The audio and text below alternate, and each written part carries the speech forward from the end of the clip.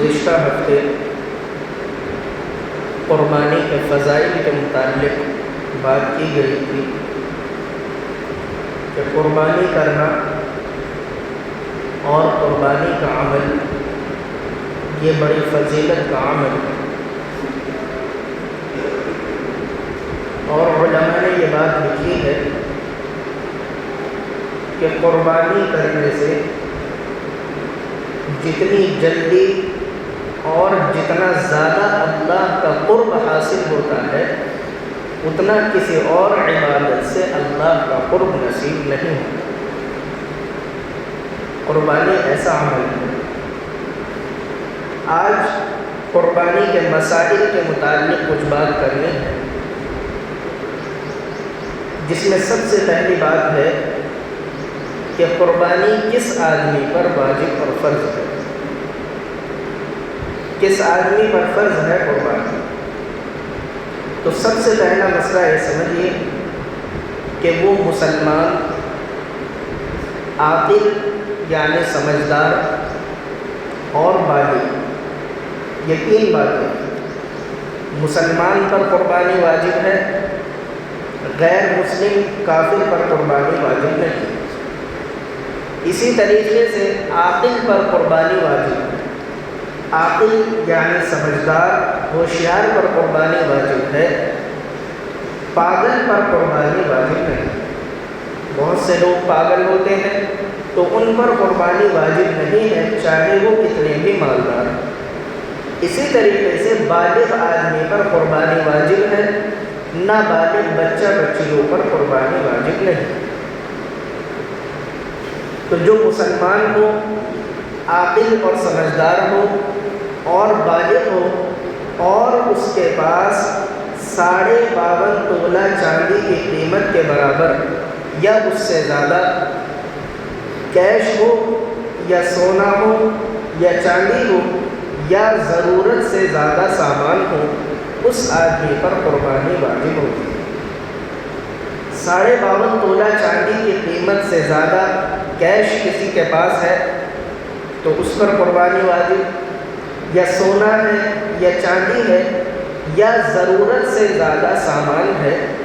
ضرورت سے زیادہ سامان کا مطلب یہ ہے کہ ایک آدمی ایک گھر میں رہتا ہے، لیکن جس گھر میں وہ رہ رہا ہے اس کے علاوہ ایک اور گھر اس کے پاس ہے یا ایک اور پلاٹ اس کے پاس ہے، کوئی زمین جائیداد اس کے پاس ہے۔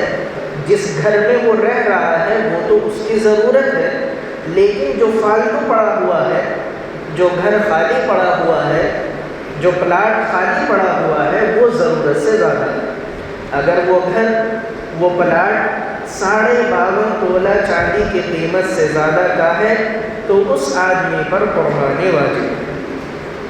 آدمی پر بھی قربانی واجب ہے، عورت پر بھی قربانی واجب ہے، جس کے پاس 52.5 تولہ چاندی کی قیمت سے زیادہ کوئی سامان ہو یا کیش ہو، سونا چاندی ہو یا ضرورت سے زیادہ کوئی چیز ہو، اس پر قربانی واجب ہوتی ہے۔ ایک مسئلہ یہاں پر اب دوسرا یہ سمجھنے کا ہے کہ ہر ایک پر اپنی الگ الگ قربانی فرض ہوتی ہے۔ ہر ایک پر الگ الگ قربانی فرض ہوتی ہے۔ کیا مطلب؟ ہم نے ابھی بتایا کہ جس مرد پر یا جس عورت پر 52.5 تولہ چاندی کی قیمت سے زیادہ کیش یا سونا چاندی یا ضرورت سے زیادہ سامان ہو، اس پر قربانی واجب ہے۔ اب ایک گھر میں 5 آدمی ہیں اور ان 5 کے پاس الگ الگ 52.5 تولہ چاندی کی قیمت سے زیادہ روپیہ پیسہ ہے تو ان پر الگ الگ اپنی ایک قربانی واجب ہے اور ہر ایک کو الگ الگ حصہ کرنا ہوگا۔ ہمارے یہاں یہ غلط مسئلہ، غلط رواج چل پڑا ہے، اور چونکہ ہم مسئلہ جانتے نہیں ہیں تو غلط طریقے پر عمل کرتے ہیں۔ وہ کیا؟ گھر میں 5 بندے ہیں، 5 پر الگ الگ قربانی ہے، ہر ایک کو اپنا حصہ الگ کرنا پڑے گا، لیکن غلط طریقہ یہ چل پڑا ہے کہ بس گھر میں ایک حصہ بڑا آدمی جو ہوتا ہے وہ کر لیتا ہے اور باقی جتنے لوگ ہیں وہ اپنا حصہ نہیں کرتے، اپنے قربانی نہیں کرتے۔ تو جس آدمی نے اپنا حصہ کر لیا اس کی تو قربانی ہو گئی، جنہوں نے اپنی قربانی اپنا حصہ نہیں لیا ان کی قربانی نہیں ہوگی اور وہ گناہگار ہوں گے، چونکہ ان کے اوپر الگ قربانی واجب ہے۔ اگر شوہر کے پاس 52.5 تولہ چاندی کی قیمت سے زیادہ پیسہ ہے، شوہر پر الگ قربانی ہے، بیوی پر الگ 52.5 تولہ چاندی سے زیادہ اگر زیور وغیرہ ہے تو بیوی پر الگ قربانی ہے۔ شوہر کو اپنا حصہ الگ کرنا پڑے گا، بیوی کو اپنا حصہ الگ کرنا پڑے گا۔ مثال کے طور پر ماں باپ ہیں، باپ پر الگ قربانی واجب، ماں پر الگ قربانی واجب، شوہر پر الگ قربانی واجب، بیوی پر الگ قربانی واجب، اور اگر بچہ بالغ ہے اور اس کے پاس بھی 52.5 تولہ چاندی کی قیمت سے زیادہ روپیہ پیسہ ہے تو اس پر الگ قربانی واجب ہوگی۔ ایسا نہیں چلے گا کہ آپ نے بس ایک حصہ کر دیا اور یہ سمجھ لیا کہ بس پانچوں کی طرف سے یہ قربانی ادا ہو گئی۔ یہ غلط طریقہ ہے۔ جس پر 52.5 تولہ چاندی کی قیمت کے برابر روپیہ پیسہ آ گیا اس پر قربانی واجب ہو گئی، اس کو چاہیے کہ اپنی الگ قربانی کرے، الگ حصہ دے۔ اسی طریقے سے ایک غلط مسئلہ اور ہمارے یہاں چل پڑا ہے، وہ یہ کہ جس آدمی پر قربانی واجب ہے وہ اپنی طرف سے تو قربانی نہیں کرتا، دوسروں کی طرف سے قربانی کرتا ہے۔ مثال کے طور پر ماں باپ بوڑھے ہو گئے ہیں، اب بچہ جوان ہو گیا ہے، وہ کماتا ہے اور بچے کے پاس، بیٹے کے پاس اتنا روپیہ پیسہ ہے کہ اس پر قربانی واجب ہے۔ اب اس کو چاہیے کہ وہ اپنی طرف سے قربانی کرے، لیکن ہوتا کیا ہے کہ وہ بیٹا، وہ بچہ اپنی طرف سے تو قربانی نہیں کرتا، اپنے ابو کی طرف سے قربانی کرتا ہے۔ حالانکہ جب ابو پر قربانی واجب نہیں تو ظاہر ہے کہ ان کی طرف سے قربانی نہیں کی جائے گی۔ امی پر جب قربانی واجب نہیں تو ان کی طرف سے قربانی نہیں کی جائے گی۔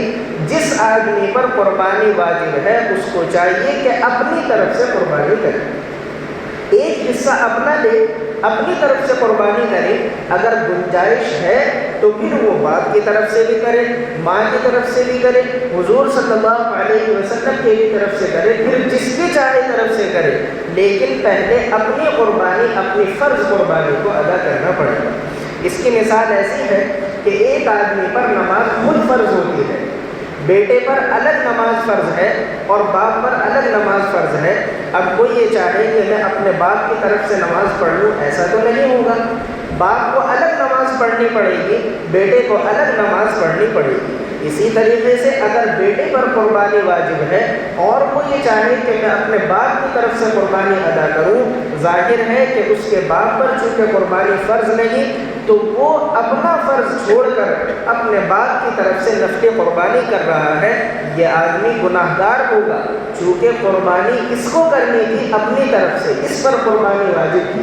اس لیے اس کا خیال رکھیں، جس آدمی پر قربانی واجب ہو وہ خود اپنی طرف سے قربانی کرے، پھر گنجائش ہو، اگر مال و دولت روپیہ پیسہ زیادہ ہے، اللہ نے دیا ہے، تو پھر وہ اپنے ماں باپ کی طرف سے بھی کر لے، پھر حضور اکرم صلی اللہ علیہ وسلم کی طرف سے بھی کر لے، یا جس کی چاہے طرف سے کر لے، لیکن پہلے اپنی قربانی ادا کرنی ہوگی جو خود انسان پر فرض ہے۔ ایک مسئلہ اور سمجھنے کا ہے قربانی کی جانور کے عمر کے سلسلے میں۔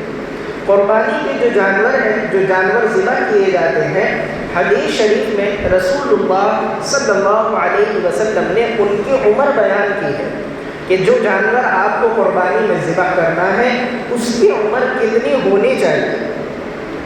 جب جانور اس عمر کو پہنچ جاتا ہے تو اس کی قربانی صحیح ہوتی ہے، اور اگر جانور اس عمر کو نہیں پہنچتا، کم ہوتا ہے، پھر اس جانور کی قربانی نہیں ہوتی۔ قربانی میں جو جانور ذبح کیے جاتے ہیں وہ 3 قسم کے ہیں، یعنی 3 کیٹیگریز ہیں ان جانوروں کی۔ نمبر 1 بکرا، بکری، دمبا یا بھیڑ، یہ ایک کیٹیگری میں آتے ہیں سب۔ دوسری کیٹیگری ہے گائے، بھینس یا بیل، کٹڑا یا جھوٹی وغیرہ، یہ سب ایک دوسری کیٹیگری میں آتے ہیں۔ اور تیسری کیٹیگری ہے اونٹ اور اونٹنی، یہ تیسری کیٹیگری میں آتے ہیں۔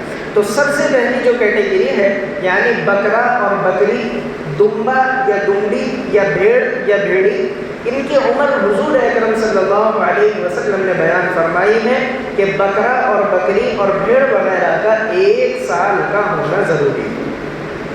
1 سال یا اس سے زیادہ کا بکرا یا بکری ہوگی تو اس کی قربانی صحیح اور جائز ہے، 1 سال سے کم اگر ہوگی تو پھر اس کی قربانی جائز نہیں۔ اسی طریقے سے جو بھینس یا کٹڑا، جھوٹی وغیرہ ہے، ان کی عمر 2 سال ہونی ضروری ہے۔ 2 سال یا اس سے زیادہ عمر ہوگی تو قربانی صحیح ہوگی، 2 سال سے کم ہوگی اگر ان کی عمر تو پھر قربانی صحیح نہیں ہوگی۔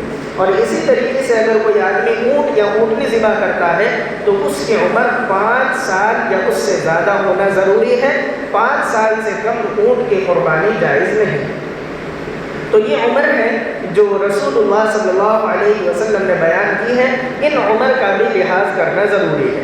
ہمارے یہاں ان عمر کا لحاظ کرنے کے لیے ایک نشانی بتائی جاتی ہے کہ ایسا جانور لینا چاہیے جو 2 دانت کا ہو، 2 دانت کا ہو۔ عام طور سے ایسا ہوتا ہے کہ بکرا جب 1 سال کا ہو جائے تو اس کے 2 دانت نکل آتے ہیں، یا بھینس وغیرہ، یہ سب جو جانور ہیں بھینس یا کٹڑا وغیرہ، یہ 2 سال کے ہو جائیں تو ان کے 2 دانت نکل آتے ہیں۔ اب 2 دانت نکلنے کا کیا مطلب ہے یہ بھی سمجھ لینا چاہیے۔ 2 دانت سب بولتے ہیں اور دیکھتے بھی ہیں، لیکن معلوم نہیں ہوتا کہ 2 دانت کا کیا مطلب ہے۔ انسانوں کے جو بچے ہوتے ہیں وہ جب پیدا ہوتے ہیں تو ان کے دانت نہیں ہوتے، پھر بعد میں نکلتے ہیں۔ جانوروں کا نظام یہ ہے کہ جانوروں کے بچے جب پیدا ہوتے ہیں تو ان کے دانت پہلے سے ہوتے ہیں۔ اب 2 دانت جب اس کے پہلے سے دانت ہیں تو 2 دانت ہونے کا کیا مطلب ہے؟ جانوروں میں 2 دانت ہونے کا مطلب یہ ہے کہ جو پیدائشی دانت ہیں وہ دانت ٹوٹ جائیں اور دوبارہ سے دانت نکل آئیں، اور سامنے کے جو 2 دانت ہوتے ہیں وہ 2 دانت ٹوٹ کر دوبارہ نکل آئیں۔ جانوروں میں یہ ہوتا ہے 2 دانت ہونے کا مطلب۔ اب پتہ کیسے چلے کہ اس جانور کے دانت ٹوٹ گئے ہیں اور ٹوٹ کر دوبارہ نکل آئے ہیں؟ تو اس کی پہچان علماء نے یہ لکھی ہے کہ بچہ جب پیدا ہوتا ہے، انسان کا بچہ جب پیدا ہوتا ہے اور اس کے دودھ کے دانت نکلتے ہیں تو وہ دانت چھوٹے چھوٹے اور باریک ہوتے ہیں، اور وہ جب دانت ٹوٹ جاتے ہیں اور پکے دانت آتے ہیں تو وہ دانت ذرا بڑے ہوتے ہیں اور چوڑے ہوتے ہیں۔ اسی طریقے سے جانوروں میں بھی جو ان کے پیدائشی دانت ہوتے ہیں وہ چھوٹے ہوتے ہیں اور کچے ہوتے ہیں، لیکن جب وہ دانت ٹوٹ جاتے ہیں اور ٹوٹ کر دوبارہ آتے ہیں تو پھر وہ دانت چوڑے چوڑے ہو جاتے ہیں۔ تو یہ پہچان ہے جانوروں میں کہ جانوروں کے اوپر کے 2 دانت جب چوڑے ہو جائیں، آپ ان کو کھول کر دیکھیں وہ دانت چوڑے نظر آئیں، بڑے بڑے نظر آئیں، تو پھر سمجھ لیں کہ اس جانور کے 2 دانت ٹوٹ کر دوبارہ آ گئے ہیں۔ لیکن یہ جانوروں کا 2 دانت ہونا یہ کوئی ضروری نہیں ہے، ضروری وہی ہے کہ اس کی عمر پوری ہو جائے۔ اب ایک جانور کی عمر پوری ہو گئی، یعنی بکرا 1 سال کا ہو گیا اور بھینس وغیرہ 2 سال کی ہو گئی اور اس کے دانت ٹوٹ کر نہیں آئے، تب بھی اس جانور کی قربانی کرنا جائز ہے، چونکہ اس کی عمر پوری ہو گئی ہے۔ اور اسی طریقے سے بعض مرتبہ جو جانور بیچنے والے لوگ ہوتے ہیں وہ دھوکہ دینے کے لیے جانوروں کے دانت پہلے ہی توڑ دیتے ہیں، یعنی ابھی جانور بکرا 1 سال کا نہیں ہوا یا بھینس وغیرہ 2 سال کی نہیں ہوئی، لیکن وہ اس لیے کہ بقرعید پر یہ جانور بک جائے پہلے ہی اس کے دانت ہتھوڑی وغیرہ سے توڑ دیتے ہیں اور پھر وہ دانت دوبارہ نکل آتے ہیں، حالانکہ وہ جانور 2 سال کا یا 1 سال کا نہیں ہوتا۔ تو جب جانور لینے کے لیے جائیں اس کا خاص خیال رکھیں کہ اس جانور کی عمر 2 سال، اگر بڑا جانور ہے تو 2 سال، چھوٹا جانور ہے تو 1 سال ہونا ضروری ہے۔ اچھی طرح پوچھ لیں، جانچ کر لیں اور ایسے آدمی کو ساتھ لے کر جائیں جس کو پہچان ہو۔ اگر جانور کی عمر کم ہوگی تو پھر آدمی کی قربانی نہیں ہوگی۔ جو قربانی انسان پیش کر رہا ہے اس کے پیسے تو خرچ ہو جائیں گے، لیکن وہ جانور کی قربانی صحیح نہیں ہوگی چونکہ اس جانور کی عمر پوری نہیں ہے۔ اس لیے اس کا خاص خیال رکھیں، جانور کی عمر پوری ہونی چاہیے۔ ایک اور مسئلہ، جانور عیب سے پاک ہونا چاہیے۔ جس جانور کی قربانی ہم کر رہے ہیں وہ عیب دار جانور نہ ہو، اس کے اندر کوئی عیب نہ ہو۔ عیب کا مطلب کیا ہے؟ وہ جانور اندھا نہ ہو، وہ بہرا نہ ہو، وہ بیمار نہ ہو، اتنا دبلا پتلا نہ ہو کہ اس کا گوشت بالکل نظر ہی نہ آئے، ہڈی ہی ہڈی نظر آئے، یا وہ لنگڑا نہ ہو، اس کی دم کٹی ہوئی نہ ہو، اس کے کان کٹے ہوئے نہ ہوں، اس کے دانت ٹوٹے ہوئے نہ ہوں، اس کے سین ٹوٹے ہوئے نہ ہوں، یہ سب عیب ہے۔ جس جانور کی قربانی پیش کی جا رہی ہے اللہ تبارک و تعالیٰ کے سامنے، اللہ تعالیٰ چونکہ بے عیب ہے، ہر عیب سے پاک ہیں، اور اللہ کی شان بڑی بلند و بالا ہے، اس لیے اس کا خیال رکھنا چاہیے کہ جانور جو اللہ کی بارگاہ میں ہم قربانی کے لیے پیش کر رہے ہیں وہ جانور بھی عیب سے پاک ہونا چاہیے۔ اب اس کی تفصیل چونکہ بہت زیادہ ہے، اس لیے اس کو بات کو یہی ختم کرتے ہیں بس، کہ جو جانور آپ لے رہے ہیں وہ عیب سے پاک ہونا چاہیے۔ اس لیے دیکھ لیں جانور جو آپ لے رہے ہیں اچھی طریقے سے اس کے سینگ کو ہلا کر دیکھ لیں، کان وغیرہ دم وغیرہ کو پکڑ کر دیکھ لیں کہ وہ جانور بے عیب ہونا چاہیے۔ اور ایک بہت اہم بات اور سب سے ضروری بات، جیسے جانور کا بے عیب ہونا ضروری ہے، اسی طریقے سے انسان کے دل کا بھی بے عیب ہونا ضروری ہے قربانی کے لیے، قربانی کے صحیح ہونے کے لیے۔ دل کے بے عیب ہونے کا کیا مطلب؟ دل کے بے عیب ہونے کا مطلب یہ ہے کہ آدمی کے دل میں کسی طرح کی غلط نیت نہ ہو۔ قربانی کرتے ہوئے اگر غلط نیت ہوگی تو پھر اس جانور کی قربانی بھی قبول نہیں ہوگی۔ غلط نیت کیا ہے؟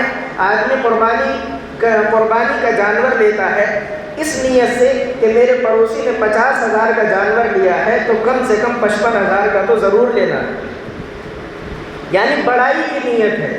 اگر کسی نے 40,000 کا جانور لیا تو ہمیں 50,000 کا لینا ہے، کسی نے 1,00,000 کا لیا تو کم سے کم 1.5 کا لینا ہے۔ یہ دکھاوا، ریاکاری اور بڑائی کی جو نیت ہے، اس نیت کے ساتھ اگر انسان قربانی کرے گا تو اللہ کی بارگاہ میں وہ قربانی قبول نہیں ہوگی۔ اسی طریقے سے ایک دوسری بات، آدمی جب قربانی کرتا ہے، یہ بہت اہم مسئلہ ہے، قربانی کرتے ہوئے نیت صرف اللہ کو راضی کرنے کی ہونی چاہیے، اس کے علاوہ کوئی اور نیت نہ ہو۔ بہت سے لوگوں کی نیت ہوتی ہے کہ قربانی کریں گے، گوشت کھائیں گے، کباب کھائیں گے اور نہ جانے کیا کیا کھائیں گے، تو یہ کھانے کی نیت سے اگر آدمی قربانی کرے گا تو اس کی قربانی بھی قبول نہیں ہوگی۔ اور یاد رکھیں بڑے جو جانور ہوتے ہیں ان میں سات آدمیوں کے حصے الگ الگ ہو سکتے ہیں۔ 7 آدمیوں میں سے 6 آدمیوں کی نیت تو صحیح ہے، 7ویں آدمی کی نیت خراب ہے، دکھاوے کی نیت ہے،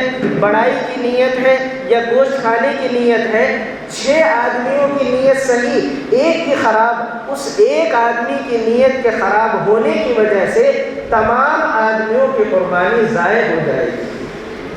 حالانکہ 6 کی نیت تو صحیح ہے، صاف نیت ہے، اللہ کو راضی کرنے کی نیت ہے، ایک آدمی کی نیت خراب ہے تو اس ایک آدمی کی نیت کے خراب ہونے کی وجہ سے 6 کے 6 آدمیوں کی قربانی ضائع ہو جائے گی، اللہ کے یہاں وہ قبول نہیں ہوگی۔ اس لیے جیسے جانور کا بے عیب ہونا ضروری ہے، اسی طریقے سے انسان کے دل کا بھی ریاکاری، دکھاوے، بڑائی کے جذبات سے، غلط نیت سے پاک ہونا ضروری ہے۔ جب قربانی کریں خاص اہتمام کر لیں کہ اپنی نیت کو صاف کر لیں۔ اور ایک آخری مسئلہ تکبیر تشریق کے سلسلے میں، قربانی اور عید الاضحیٰ کا جب موقع آتا ہے تو اس موقع پر تکبیرات تشریق پڑھی جاتی ہیں۔ تکبیرات تشریق، اللہ اکبر، اللہ اکبر، لا الہ الا اللہ واللہ اکبر، اللہ اکبر وللہ الحمد، یہ تکبیر تشریق ہے جو ہر فرض نماز کے بعد مردوں پر تیز آواز سے پڑھنا ضروری ہے اور عورتوں پر ہلکی آواز سے پڑھنا ضروری ہے۔ ضروری مردوں پر بھی ہے، ضروری عورتوں پر بھی ہے۔ مردوں کے لیے ضروری ہے تیز آواز سے پڑھیں، عورتوں کے لیے ضروری ہے ہلکی آواز سے پڑھیں۔ مرد بہت سی مرتبہ ایسا ہوتا ہے کہ کسی کی رکعت نکل گئی، جب جماعت کے ساتھ امام صاحب کے ساتھ سلام پھیرتے ہیں تو تیز آواز سے پڑھ لیتے ہیں، لیکن جب رکعت نکل جاتی ہے تو بعد میں آدمی اپنی نماز پوری کر کے شرم محسوس کرتا ہے اور تیز آواز سے نہیں پڑھتا۔ یاد رکھیے یہ 2 الگ الگ چیزیں واجب ہیں۔ تکبیر پڑھنا یہ ایک الگ واجب ہے، تیز آواز سے پڑھنا الگ واجب ہے۔ اگر آپ تکبیر پڑھ رہے ہیں تیز آواز سے نہیں پڑھ رہے، ایک واجب تو ادا کر لیا، دوسرا واجب چھوڑ دیا۔ اس لیے اس میں کوئی شرم کی بات نہیں ہے، تکبیر پڑھیں تو تیز آواز سے پڑھیں۔ اور یہ کب پڑھی جائے گی؟ یہ تکبیر جو پڑھی جاتی ہے 9 ذی الحجہ سے لے کر 9 ذی الحجہ کی فجر سے 13 ذی الحجہ کے عصر تک یہ تکبیر پڑھی جاتی ہے، یعنی بقرہ عید کے ایک دن پہلے سے، جیسے بقرہ عید جمعرات کے دن ہے تو بدھ کے دن فجر کی نماز سے یہ تکبیر شروع ہوگی، بدھ، جمعرات، جمعہ، بار اور اتوار کے عصر تک یہ تکبیر ہر فرض نماز کے بعد پڑھی جائے گی۔ مردوں کو تیز آواز سے پڑھنی واجب ضروری ہے اور عورتوں کو ہلکی آواز سے پڑھنا ضروری ہے۔ اللہ تبارک و تعالی ہم سب کو ان باتوں پر عمل کی توفیق عطا فرمائے۔